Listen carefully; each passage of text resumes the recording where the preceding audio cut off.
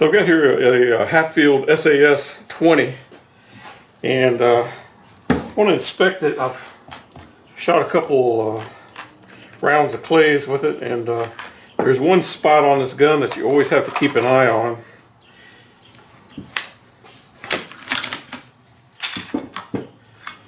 And I'll show you what that piece is.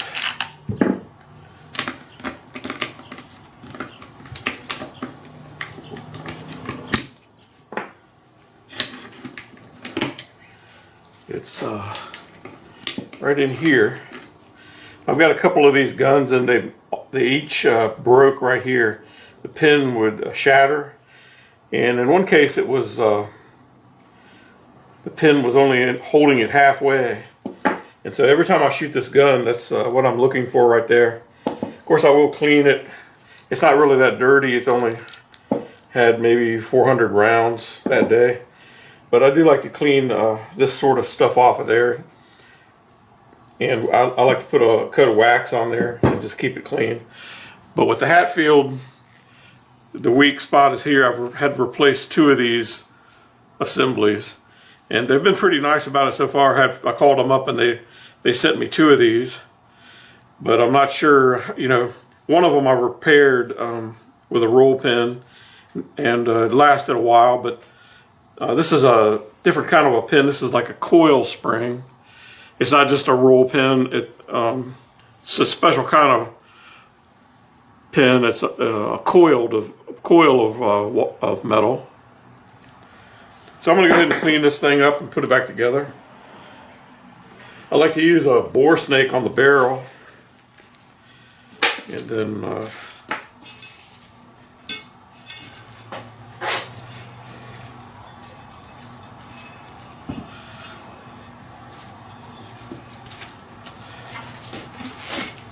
you know, I'm not that concerned about making it pristine or anything. I'm mostly, when I break this gun down, it's mostly to look at that one part, because I'm expecting that it will fail again. That's why when I go shooting these guns, I bring a backup, because I don't want to get all the way out there and then have my gun fail. So I always carry a backup.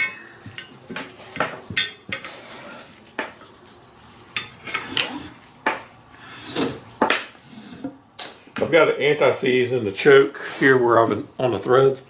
I never pull the choke out, so I'm just going to leave that alone. I just like to wipe all the carbon and dirt off of this, the powder residue, whatever's accumulated on here.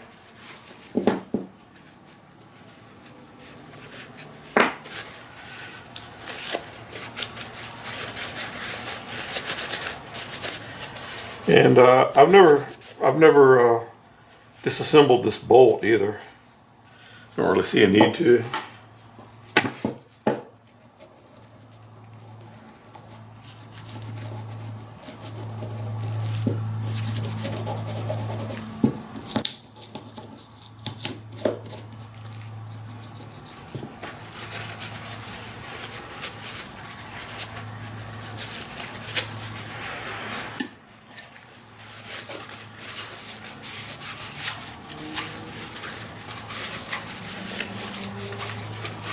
By far the hardest part to clean is this right here, this magazine tube.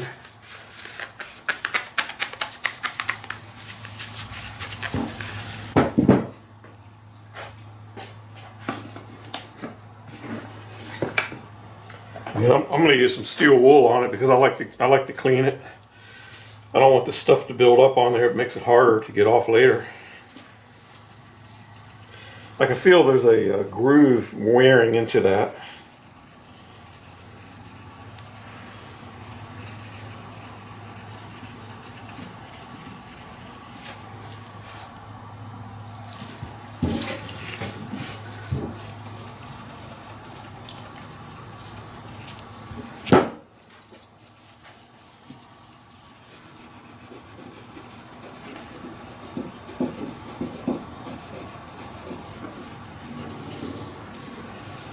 I'm going to try a razor blade on it.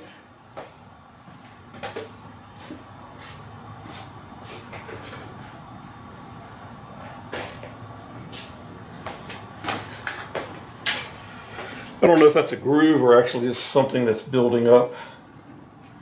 It appears to be something that's building up on it, so I'm going to scrape that away.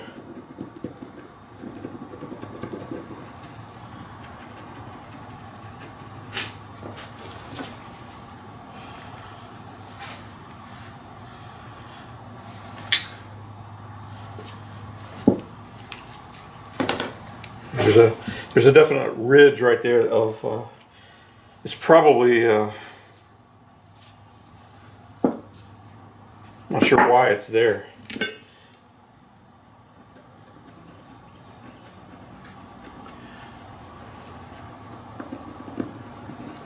But a razor takes it off.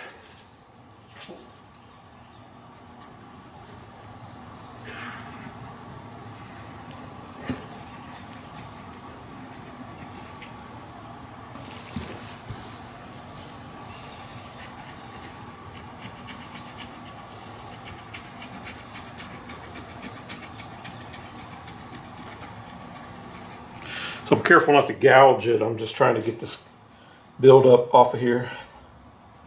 I'm guessing it's powder residue.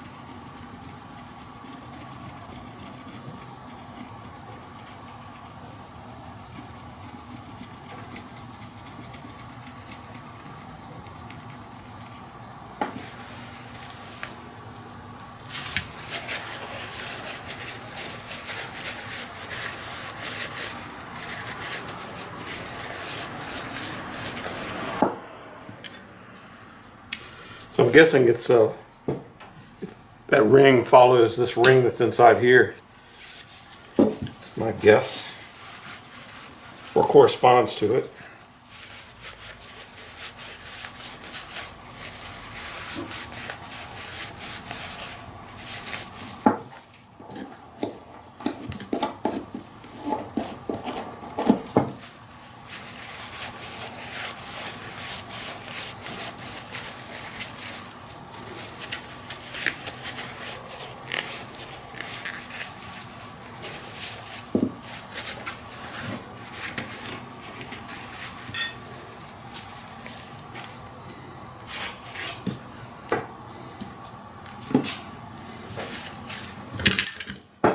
Yeah, the gun is a little dirty, I guess.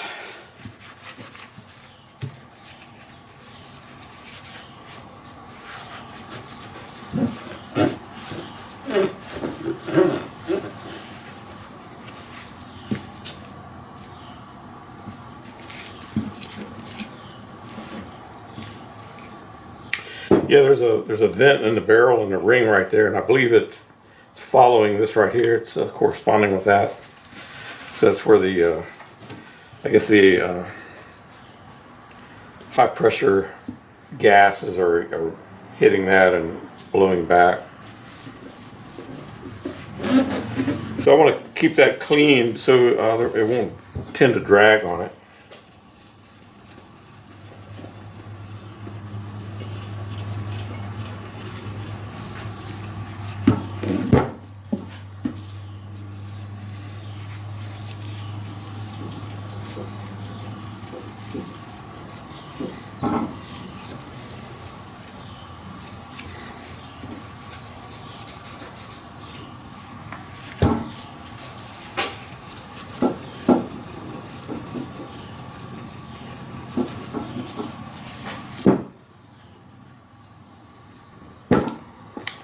So it feels smooth. I still see some things on there, but it feels okay.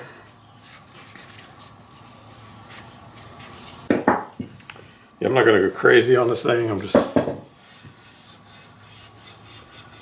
making sure it's sort of clean.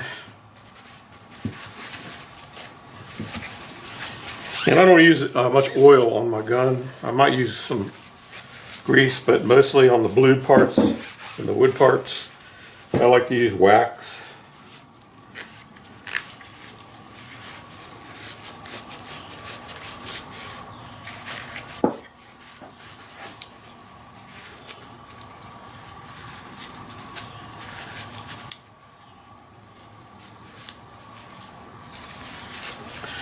I put just a drop in this.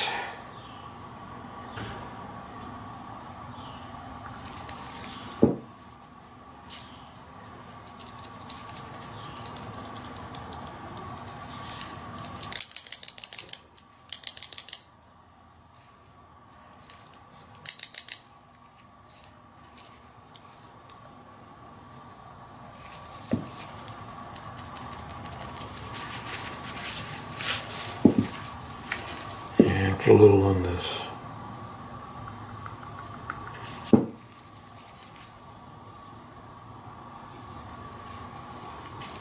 So you can see the coil is captured by this flat piece, and this piece just rotates around that coil.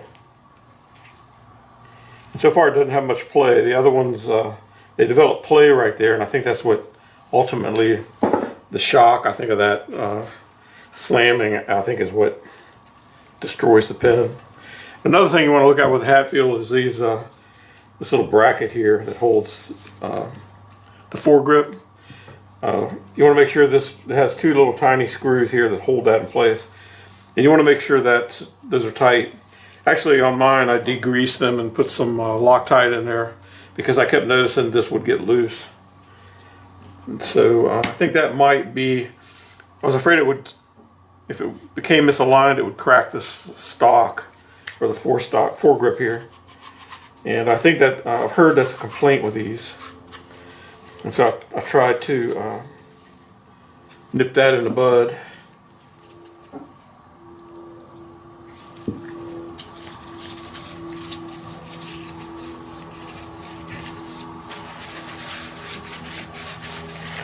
And I'm going to leave the trigger group in there. I don't see any reason to pull that out.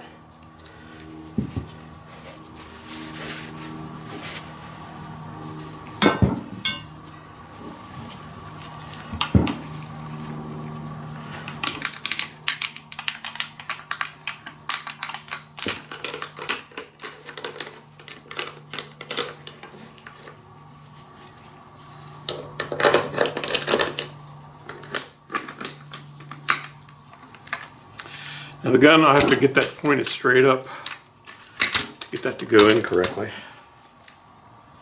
Then I'm going to slide this back in place here.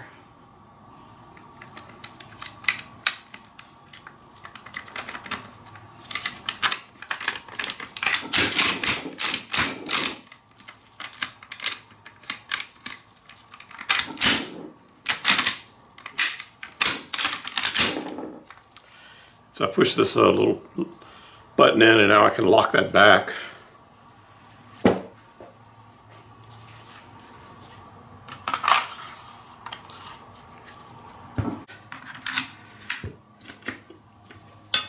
Actually, I believe it goes right up in there like that, right?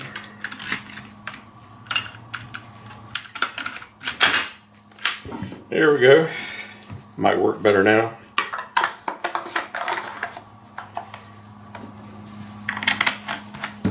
Might have to go back and check the video to make sure I have it right.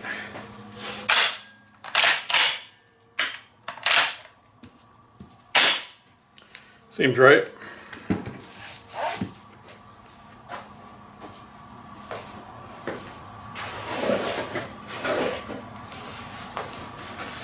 Just going to take off the excess wax here with a clean cloth.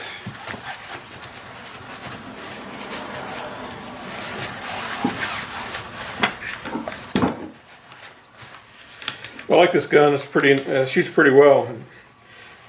At first it was a little unreliable. It wouldn't feed or cycle properly, but the past year it's been, once it started working correctly, it just always works. I don't have any problems with it anymore.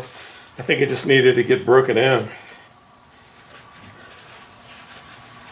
And so it seemed to do better after maybe 400 or 500 rounds. I haven't had a problem with it in the longest time.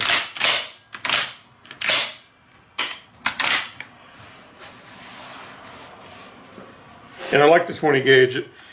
It's a mild shooting gun, and it's pretty good. I don't have any trouble hitting clays with it. You can shoot it all day and it won't wear you out. And the 20 gauge shells are the same price as a 12 gauge shell. But if I was hunting, you might want a 12, you know.